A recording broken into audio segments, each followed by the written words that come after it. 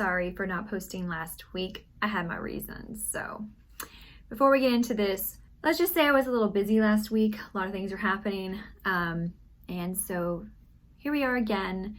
Yeah, I'm really sorry about not posting last week, but I will do another video explaining exactly why I didn't post last week. In fact, I did record a video explaining on Friday why I wasn't going to have a haunted video recorded for you guys that day, but my iMovie decided that it didn't want to process it, so here I am. If you are new to my channel, again, my name is Avarice Rose, and every Friday I upload a video about a haunted location. We are in Scotland right now, and today we are going to be talking about Mary King's Close. Grab a snack, grab a drink, grab a blanket or a fan, depending on where you live this time of year, and let's just jump right into episode 5.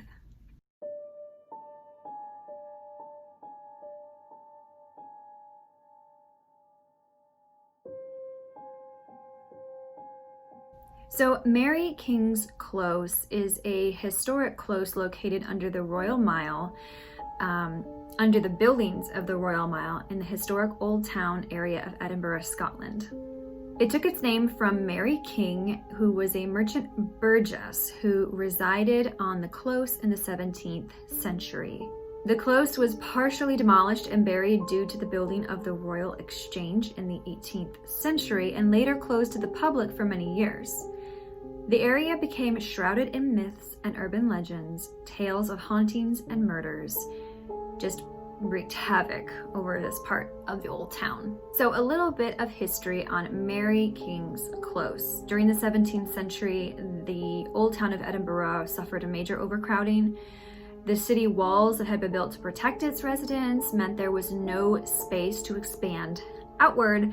So instead, houses were kind of packed in more and more tightly and grew upwards to 8 stories high. A web of narrow streets called the Close led off the Royal Mile, which could be locked up each night at the end to keep undesirables out. The richest people would live on the top floors of the buildings, which got the most light and the least stench of sewage, and the poorest would live in the dark ground floors, penned in with cattle and open sewers right outside their front doors. Most closes were demolished or redeveloped into spaces or office spaces or apartments over the years, but Mary King's Close had a different ending. During the 17th century, authorities were worried about losing trade to Edinburgh's new town, so they decided to build a brand new Royal Exchange, and they found the perfect spot was opposite St. Giles's Cathedral. There was only a small problem, like just a tiny problem. Houses were already there. But rather than knocking them down, they took the top floors and blocked them off and used those top floors as the foundation for the Royal Exchange. So Mary King's Close was covered over and swallowed up into the building's basement. The sloping ground meant the houses fronting into the Royal Mile were destroyed, but further down the close, where the houses were buried, they were intact. Even though it was underground, the close wasn't totally abandoned. Some residents didn't want to leave and carried on running businesses in this strange underground world. You could go underground to buy tobacco or get a wig made, for example. Sawmakers, the Chesney family, were the last close residents. They hung on there until 1902 when they were finally forced out of the Exchange building, now the city chambers. It was extended and the last of the close was sealed up. In 2003, Mary King's Close was opened to visitors after archaeologists and historians analyzed all the evidence they could find to uncover to find what life had been like for Edinburgh's 17th century residents that lived underground. So when you visit Mary King's Close today, you will be taken on a guided tour accompanied by costumed guides, and you'll go down this staircase from the visitor center into a labyrinth of underground streets connecting the buildings with low ceilings, which makes you feel really claustrophobic. The street angles steeply down toward the old Norloch at the bottom of the hill. Today it's called the Princess Street Gardens, but originally it was a marsh turned sewage dump turned into a spot for dunking witches. Sounds like fun. some of the stories that have come from the close are, you hear stories of close residents, from gravediggers to murderous mother-in-laws, including Mary King herself. Closes were named after prominent local citizens, and in the 1630s, Mary was a fabric merchant who set up her own business after her husband died. And that was actually really good accomplishment for women at that time. I think you have to go. Your purr is very loud. Plenty of gory details of what life was like during the close in the 17th century, lots of them involving gross sanitary disposal, how they would get rid of their sewage. You wouldn't want to hang outside of a window for too long. And life in the close was very hard, and it got a lot harder when the plague reached Edinburgh in 1644. So the wealthy residents of the city were able to leave and flee the city. However, the poor were left behind, and the final death toll is estimated between a fifth and a half of the city's population. A gruesome legend has it that the gates at the end of Mary King's Close were locked and plague victims were left to die. But in reality, the area was a quarantine area with food and water brought in until finally the last of the residents left and the close was abandoned in 1645. It has had a reputation of being haunted since at least the 17th century, with several paranormal investigations having taken place here. Since the close ran near the Old Nor Loch, a stagnant and highly polluted marsh, like we said before, people escaping into the close and creating eerie lights may have been the cause for rumors of these spiritual hauntings. And it's also said that the gas escaping into the close was known to cause hallucinations, and that's how poisonous this swamp was. One of the ghosts in Mary King's Close has been highly sought after and highly visited by the living, and many paranormal TV shows and, investigators. Many ghost hunters have been lured to search Mary King's Close over the last decade or so. And that included a Japanese psychic who claimed to have met a young girl called Anne in one of the rooms. She's said to be a plague victim abandoned by her parents who wanted a doll to stop her feeling so lonely. And since then, guests from around the world have donated toys for her, and an extremely creepy pile of dolls and teddy bears have accumulated in Anne's room.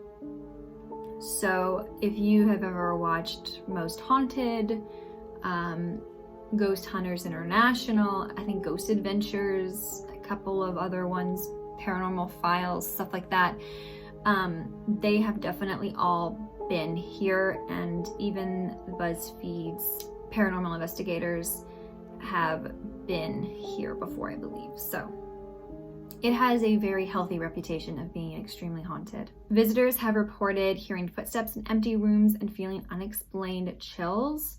Infrared cameras that are used to capture pictures of visitors have even caught a translucent figure in the background late at night after the building was closed. There's said to be people that have been touched, pushed, scratched, shoved, hearing voices, alarms being set off, and actual things being moved around the close. So there is a lot of activity down here that not only visitors but also people who work here have experienced themselves.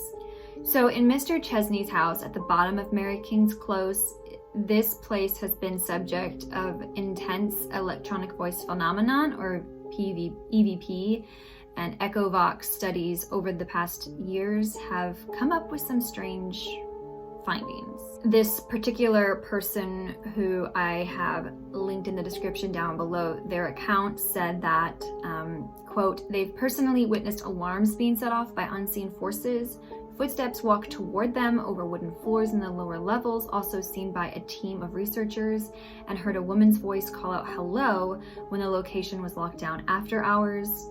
Cold spots, shadow figures moving around, and various bumps and knocks have also been common during the time spent underground. And out of hours of, the visiting time and very late at night. End quote. There is actually a lot of hard evidence and data that people have collected for Mary King's Close that makes a lot of paranormal experts truly believe that yes, this place is haunted 100%, whether it's victims of plague or poor people that have just died or some shady dealings that have happened here. They seem to have stayed.